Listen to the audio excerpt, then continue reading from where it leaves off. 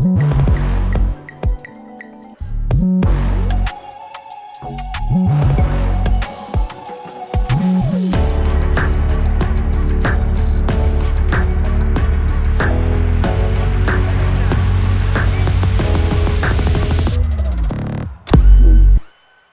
all starts in a high school gym. Months of dedication, hours of planning and rehearsal, all for those moments when everything clicks. This is just the beginning. Marching band isn't just about music. Most people don't realize how competitive it really is. Without that healthy competition, there's no pushing for excellence. So what happens when the competition moves from the gym to massive stadiums, where every note and every move is taken into an entirely new level? Drum Corps International, DCI, is a youth development group that's all over the world, all over the US. DCI is the NFL of marching bands, if you will. It is where all the best musicians get together and compete all summer, touring across the country in buses. You have brass, you have percussion, you have color guard, you have theater, you have props, all kinds of things going on to put together probably about a 12 to 13 minute show or program on the field, on a football field. That's outdoor.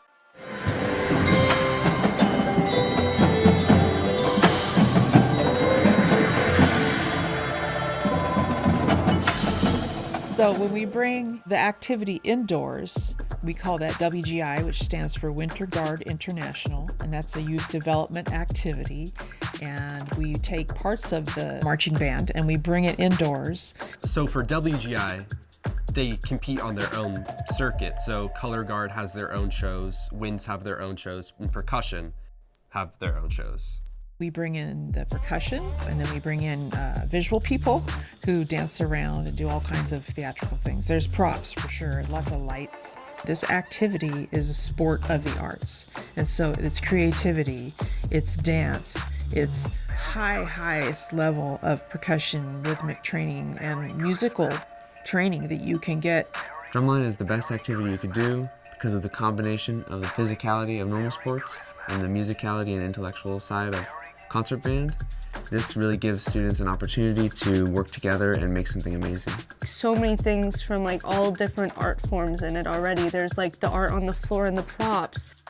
Then there's the uniforms, and then there's all the visual stuff and the acting of the faces and like all the music.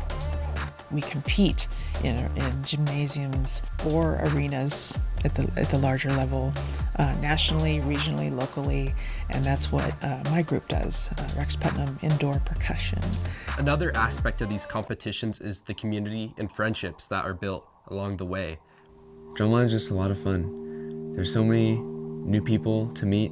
There's so much fun to be had at rehearsal.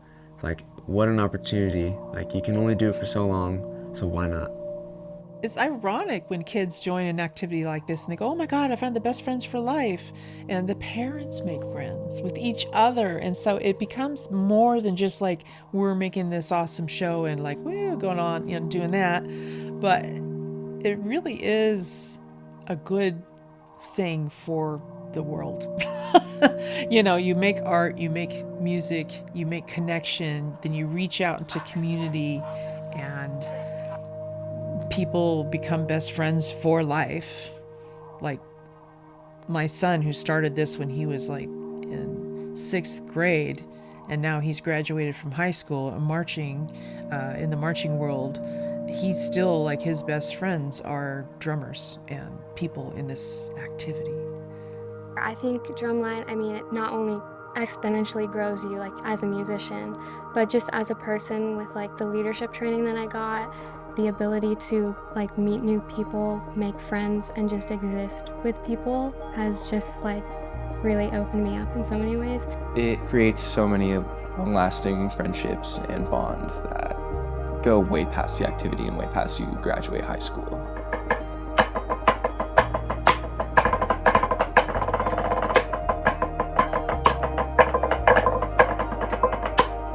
We're in the Rex Putnam Drum Live. If you're looking for an opportunity to meet some new friends, learn some new skills, and have a great time, you should definitely consider joining us up next year. I am in a band now. I play music almost every day. I listen to music almost every day. And so it always sticks with you. The music will never leave. Drumline definitely changed my life in a few ways. It helped break me out of my shell. When I was coming into high school, I was a pretty quiet, reserved kid, and it definitely helped building that confidence and building that ability to talk to other people, taught me how to be more collaborative, listening to other people's ideas. The community is like the best, honestly, because everyone's so supportive of each other, even between teams, like everyone's always helping each other out. And it's just like a supportive community that I think everyone should get to be a part of. And I've had kids say this, I wish I would have joined this earlier. But this activity is also just about providing opportunity. And I had those opportunities.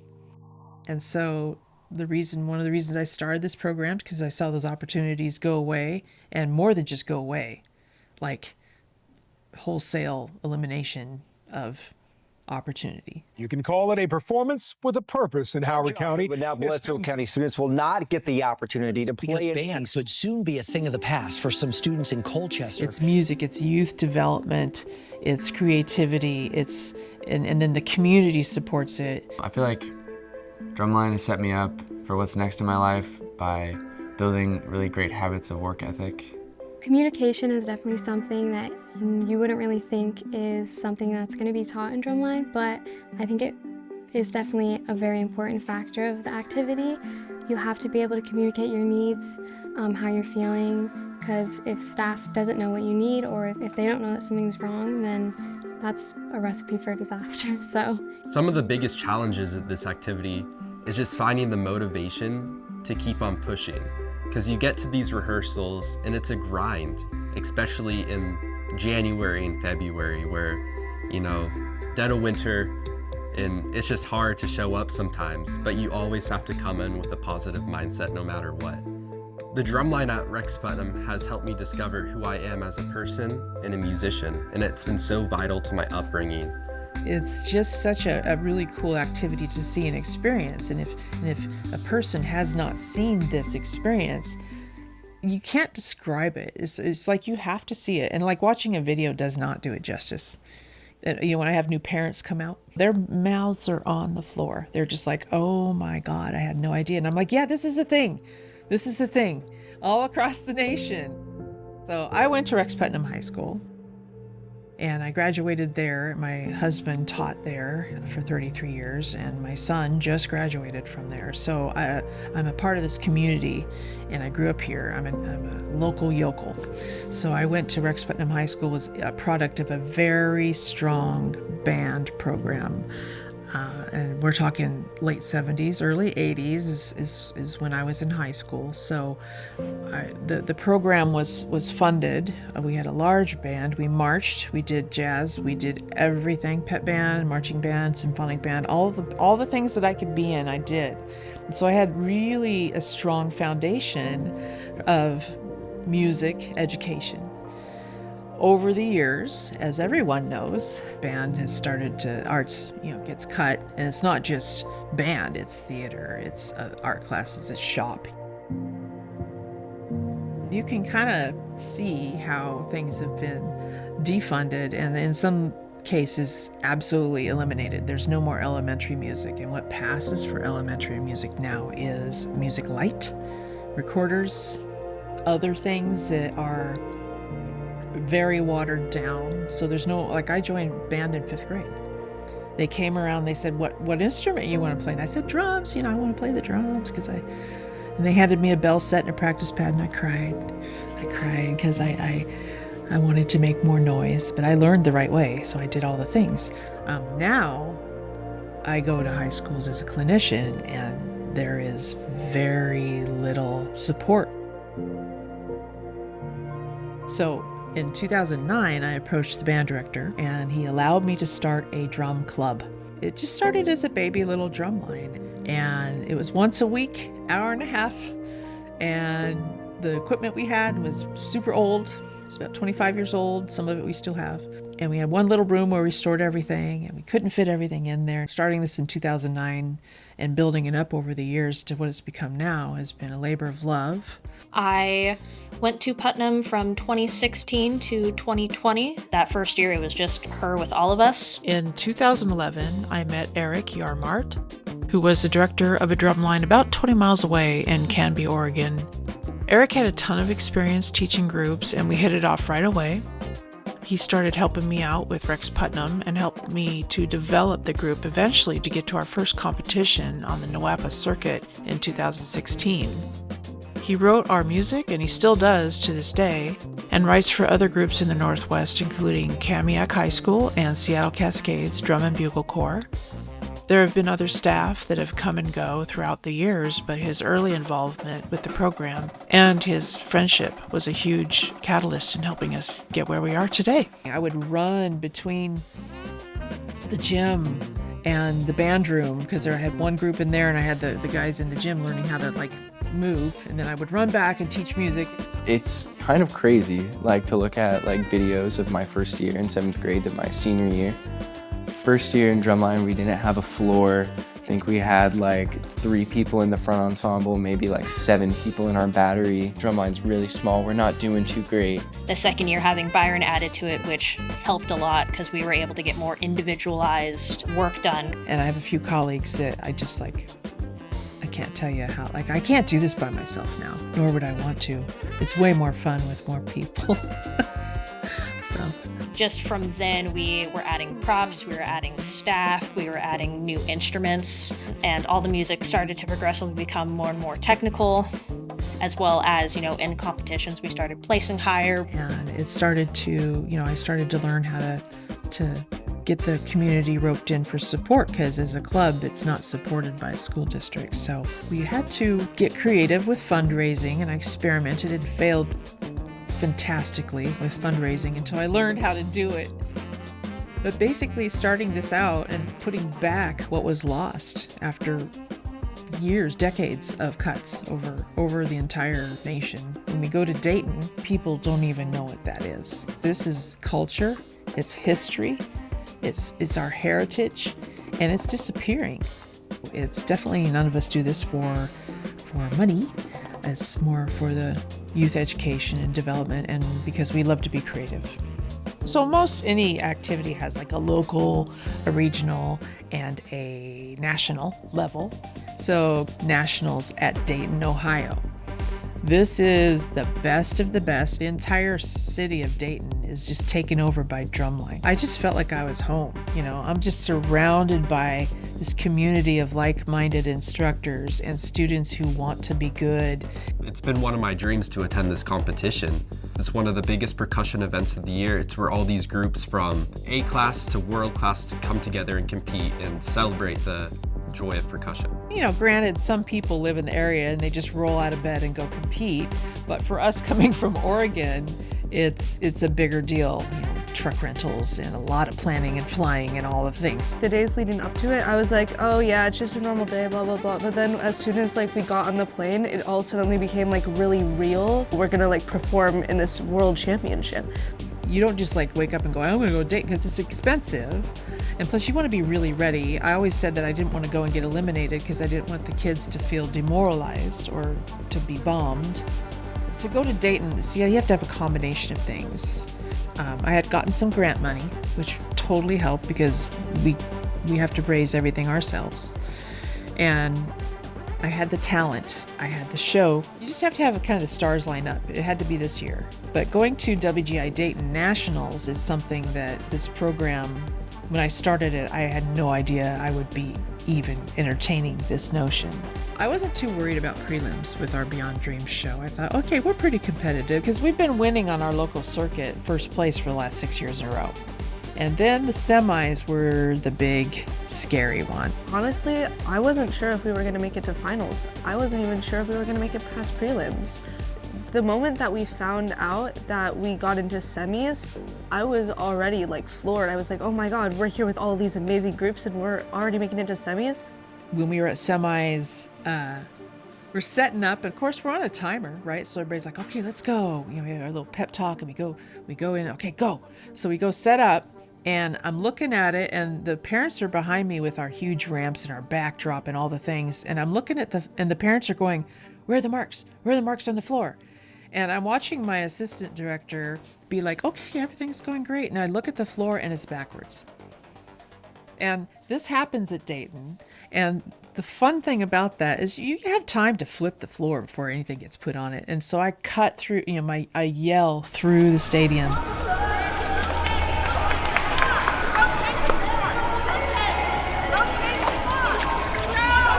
the floor, it's backwards. And everybody just looks up in panic. And we flip the floor and everybody goes, whoa, when you flip the floor. The whole audience, and they clap, and they cheer. We were still 20 seconds under time, and it was fine. It gave a little bit of freak out to the kids, but we trained them.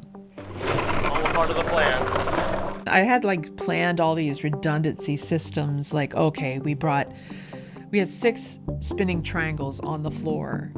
I brought 8. And it's a good thing because one of them got damaged, the other one didn't work. It's things happen, bring extras of everything, extra cables. We had a cable go out in the parking lot of our semis, and I saw some of my staff sweating bullets there, those kinds of things you have to plan for. And yeah, it's pretty funny. It's a really big deal to get to finals at all. In fact, we were really nervous. We will know soon, and just keep positive thoughts, and no matter what happens, staff loves you, and you guys did a great job, and you have to know that. We had 2 conversations prepared.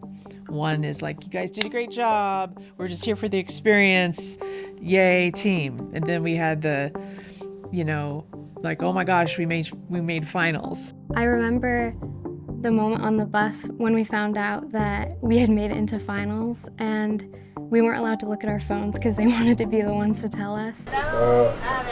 Rex? Yeah. Rex Putnam? Yeah? Lay it out. We're going to finals. We didn't have to have the first conversation.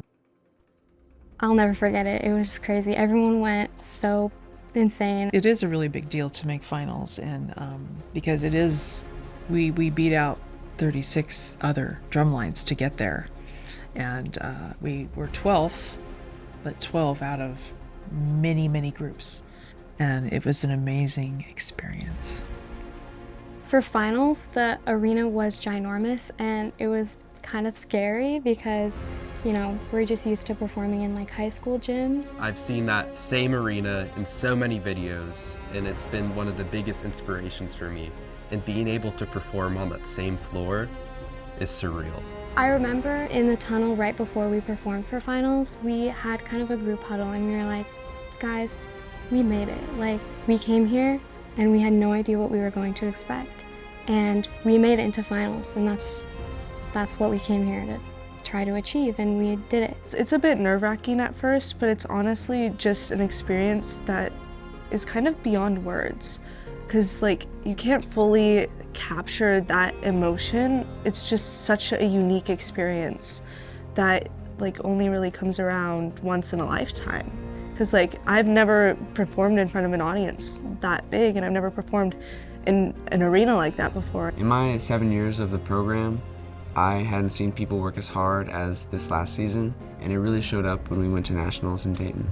It was incredibly important to be able to experience that for me, because I am kind of a shy person, and one thing I love about the activity is that it's opened me up so much, and I definitely think that without an activity like this, going in front of that many people and having such an emotional performance would have been impossible. Scoring the way that we did was an amazing testament to our hard work through the season. I invite middle schoolers to join this group, and so you have kids joining them super young. Watching them kind of have this experience, you can actually almost see it. You can almost see a kid who's joined drumline for the first time, is I don't know what this is. And then you see them kind of shift and change and mature over the year. to be featured on NPR Here and Now with Deepa Fernandez, that was an amazing moment. 5 million people got to hear what this was about. High school drum lines around the country are gearing up for the Percussion World Championships coming up in Ohio. At least one drum line that will be competing tells us they're going to the championships for the first time. In Oregon, in the Pacific Northwest, this marching indoor percussion community is kind of small, but going to Dayton, that's what you do. Like meeting other groups from Texas and California and Denver or Tennessee or whatever. Like all these groups, it's like you do band. That's what you do. But like over here, it's kind of a what's drumline? People don't even know what drumline is. It was really fun and it was kind of expensive. We did a lot of fundraising for it, and I had some amazing parents who drove the truck full of all of our props. They had to leave 3 days before we were set to fly out. The parents, oh my gosh, I can't do this without the amazing parents, and the food that we feed our kids is part of the recipe for success. My staff is amazing. Staff has marched this activity. There's quite a few staff, but some of them have been products of this program, and some of them have been on staff at U of O and marched other drum corps, and they continue to invest in this. I want to thank my husband for letting me do this, because he has to loan me out year-round to this activity. Thank you, Michael. And my son, Emerson, I want to thank him for starting this journey. And now he's going to be, he's in DCI now, and he's teching now. Just the community in general, who's ever bought anything from a drumline kid, had their car washed by a drumline kid, bought something from our auctions. Thank you. Thank you. You're doing good work. Dayton is sort of, well, it's not sort of, it just is a huge defining moment, because it's not something we get to do every year. People have several peak experiences in their lifetime, and I would say for these kids, this is one of them. Don't overthink joining band or joining drumline. Just do it, just talk to your band director, pick your instrument, show up to the first rehearsal, ask questions, meet the people, and jump in. And parents, help your kids take that first step. Reach out to the band program. Explore the instrument options and encourage them to give it a try. Joining band and joining drumline is more than just about learning music. It's about growing, connecting, and being part of something bigger. And the first step is all it takes to start an incredible journey. Yards is proud to present Rex Putnam Combined Schools.